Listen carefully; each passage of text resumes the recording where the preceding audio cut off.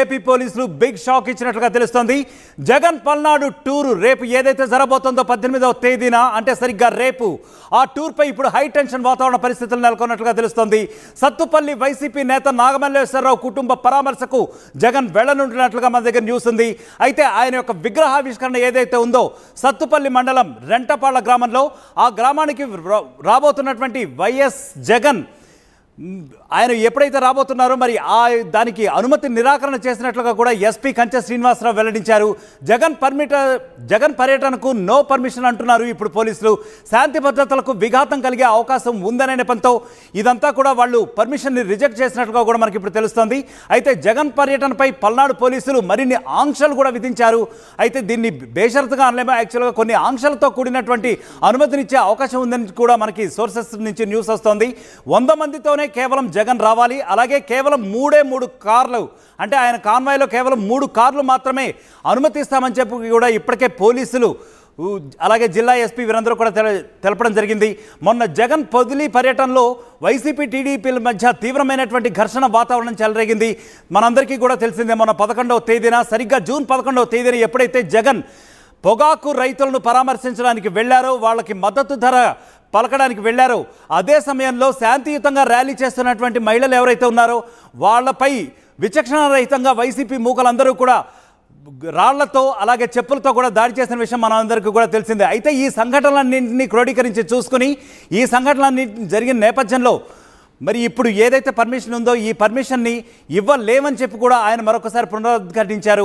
ఎవరైతే ఎస్పీ కంచె శ్రీనివాసరావు ఉన్నారో రేపు సత్యనపల్లిలో ఏం జరుగుతోందన్నది మరి ఈ పరిస్థితుల్లో చాలా టెన్షన్ వాతావరణం నెలకొంటోంది. అయితే ఈ నెల 18వ తేదీన నాగమల్లేశ్వరరావు విగ్రహ ఆవిష్కరణ కార్యక్రమం కూడా ఉండనున్నట్లుగా తెలుస్తోంది. ఇదే సభకు సుమారు 30,000 మందికి పైగా కూడా భారీగా తరలి రానున్నట్లుగా జనం తెలుస్తోంది. సుమారు 30,000 మంది వరకు వస్తున్నారు కాబట్టి వైసీపీ కార్యకర్తలు కూడా ఇందులో కొంతమంది ఉంటారు. మొన్న జరిగినటువంటి సంఘటన మళ్ళీ పునరావృతం కాకుండా తగిన చర్యలు తీసుకోవాలనే ఉద్దేశంతోనే ఈ రకమైనటువంటి కట్టుదిట్టమైన భద్రతా ఏర్పాట్లు చేస్తున్నామని చెప్పి కూడా కంచె శ్రీనివాసరావు వెల్లడించారు. అయితే మొట్టమొదటిగా అయితే వాడు ఎప్పుడైతే సత్తెనపల్లి వైసీపీ ఇన్ఛార్జ్ సుధీర్ భార్గవ్ రెడ్డి ఆయన ఎప్పుడైతే వెళ్ళేసి పర్మిషన్ని అడిగారో అప్పుడు బేషరతుగా ఎస్పీ కంచె శ్రీనివాసరావు నిరాకరించినట్లుగా కూడా మనకు తెలుస్తుంది. వారు చెప్పిన కారణాలు ఏంటంటే వీధి ఇరుగ్గా ఉంటుందని, కావాలంటే గ్రామ శివారులో ఈ కార్యక్రమాన్ని నిర్వహించుకోవచ్చని కూడా వారు చిన్న సూచన కూడా వైసీపీ కార్యకర్తలకు చేసినట్లుగా తెలుస్తోంది. అయితే కేవలం 3 కాన్వాయ్లు 100 మంది వరకు మాత్రమే అనుమతి ఇచ్చినట్లుగా అనుమతినివ్వగలమని కంచె శ్రీనివాసరావు గారు చెప్పారు.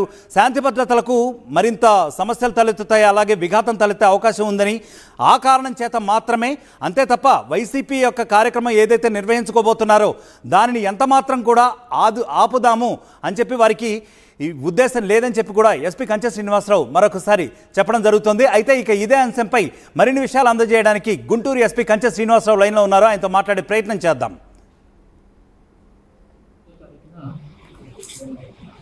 గౌరవ ఎక్సీఎం గారు రెంటపాళ్ల విలేజ్ సత్తెనపల్లి రూరల్ మండలికి కొర్లకుంట నాగమల్లేశ్వరరావు గారి విగ్రహావిష్కరణకు రావడం జరుగుతుందని చెప్పి నిన్న సాయంత్రం సుమారు 4 గంటల ప్రాంతంలో సత్తెనపల్లి నియోజకవర్గ వైఎస్ఆర్సీపీ నియోజకవర్గ ఇన్ఛార్జ్ అయినటువంటి గజ్జల సుధీర్ భార్గవ్ రెడ్డి గారు మాకు ఒక రిక్విజిషన్ ఇవ్వడం జరిగింది.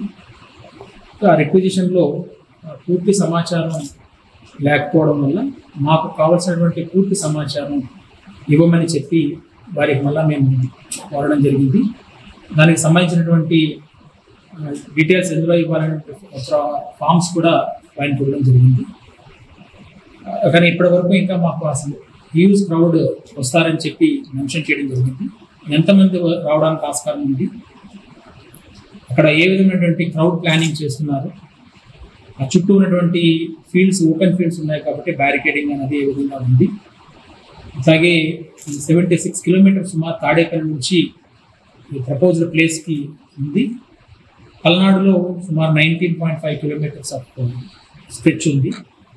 సంబంధిత అజిటేషన్స్ కానీ ఏమైనా చేస్తున్నప్పుడు కానీ వీటన్నిటినీ పరిగణలో తీసుకుని ఇంతకుముందు కూడా దేశవ్యాప్తంగా కూడా కొన్ని స్టాంపేడ్ సిచ్యువేషన్స్ గమనించినప్పుడు పోలీస్ అడ్వైజరీస్ ఏవైతే ఉన్నాయో వాటిని పాటించకపోవడం, వీటన్నిటి పాటించకపోవడం వల్ల జరుగుతున్న నష్టాలు కూడా చూసి ఏం తెలియజేస్తున్నామంటే మీ తాలూకా ప్రోగ్రామ్కి మేమైతే ఎటువంటి ఆటంకము లేదు, కానీ మేము ఇప్పుడు పేర్కొన్నటువంటి కండిషన్స్ ఏవైతే ఉన్నాయో దీనివల్ల వాళ్ళ రిక్వెస్ట్ని కన్సిడర్ చేయలేకపోతున్నాము.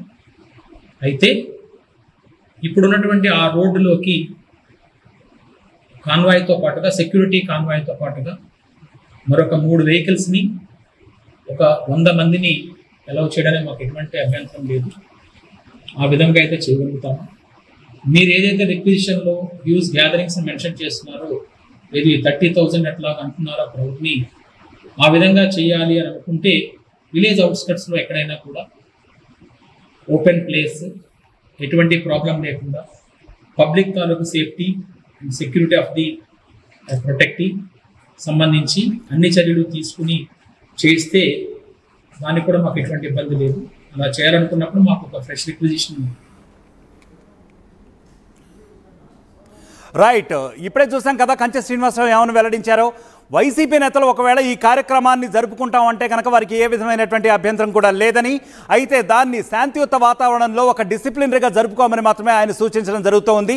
ఎందుకంటే ఈ నెల 11వ తేదీన ఏదైతే పొదిలి ఘర్షణ జరిగిందో అప్పుడు జరిగినటువంటి అమానుషంగా మహిళలపై దాడి జరిగినటువంటి ఈ నేపథ్యంలో ఇవన్నీ కూడా దృష్టిలో ఉంచుకుని వారు తగు జాగ్రత్తలు తీసుకుంటున్నామని చెప్తున్నారు. అయితే ఇదే అంశంపై మరిన్ని వివరాలు మనకు అందించడానికి ఏపీ ఇన్పుట్ ఎడిటర్ కృష్ణమోహన్ లైన్లో ఉన్నారు. ఆయన అడిగి మరిన్ని వివరాలు తెలుసుకుందాం.